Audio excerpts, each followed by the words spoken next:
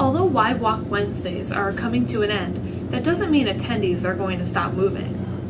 Maria Sorokin and daughter Samantha, both of Dallas, wanted to find something that would fit their activity level, and they signed up for the Keystone Active Zone Passport program. As the Keystone Active Zone, I thought it was a good opportunity to get out and do something and get my daughter away from the video games and get her outside and doing something, fresh air and sunshine.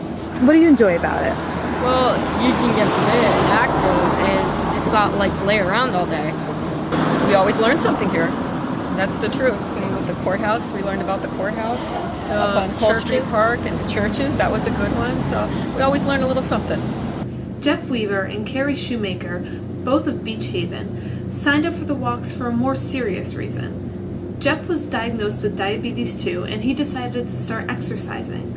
He's lost a total of 60 pounds in 2 years.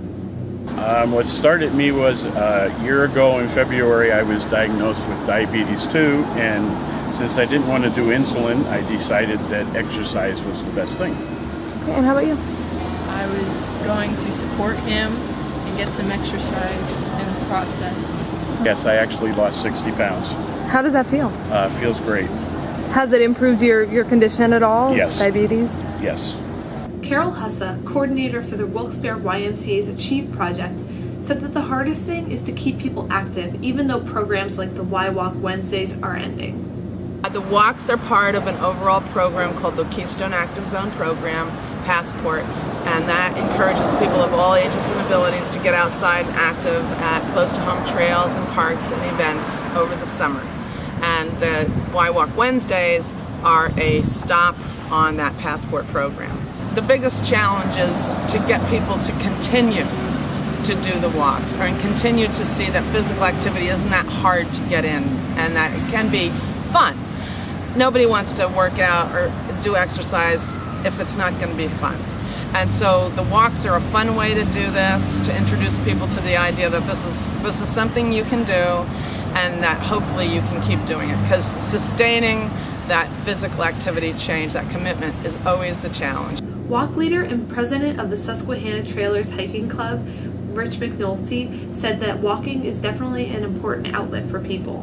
These Y walks are important because it gets people out and gets them to do some exercise. Even if it's just a little bit each day, it helps them feel better and helps them maybe lose a few pounds, and just in general, it's better for their health to be out and gets them started walking a little bit.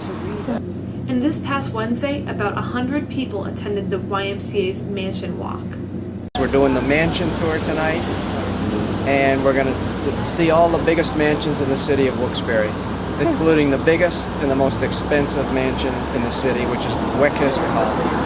This is one of the oldest churches in the city. This was built 1890. This was built, and you can see the stonework on it and all that. I'm not going to get into the architecture of it, but this is a strong church.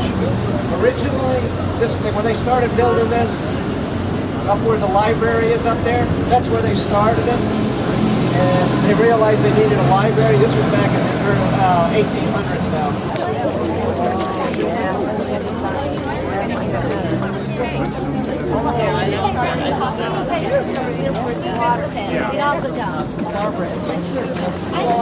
Okay, this is a bed and breakfast here. This is one of the oldest in the city. The back part was built in 1840. The rest of it was built in 1865. And currently, it's full of antiques. For more information, go to www.kazpassport.org or visit the YMCA. The last Y Walk is this Wednesday, and it will conclude with a walk around the campus of Wilkes University.